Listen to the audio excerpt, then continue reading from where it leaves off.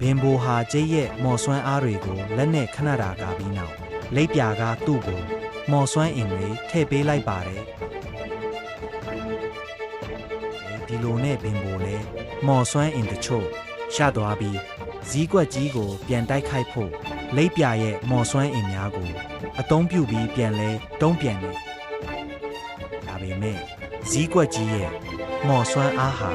အစုံမတန်ကြီးမားလုံးလာကြောင်းဘင်ဘိုတယောက်လိပ်ပြာလေးပေးတဲ့မော်စွမ်းအင်နဲ့မလုံလောက်ပဲကိုပြင်းထိ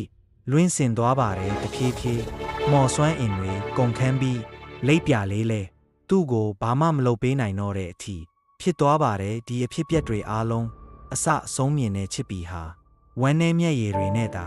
ကြီးနေခဲ့ရပါတယ်ဒီလူဆိုးတွေသူ့ကိုဘာလို့ဖမ်းနေကြတာလဲဘင်ဘိုကိုလည်းဘာလို့ဒီလောက်ထိလှုပ်ရက်ကြတာလဲကိုတွေးမရနိုင်ဖြစ်နေခဲ့တဲ့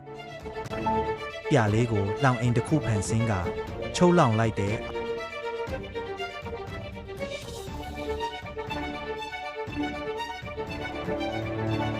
အောင်နိုင်သူများအဖြစ်နဲ့လူဆိုးများဟာဘင်ဘိုကိုကြော်ခိုပြီးထွက်သွားခဲ့ကြပါတယ်ဘင်ဘိုကတော့အင်အားကြီးနဲ့စွာနဲ့ကြံရိတ်ခဲ့ပါတယ်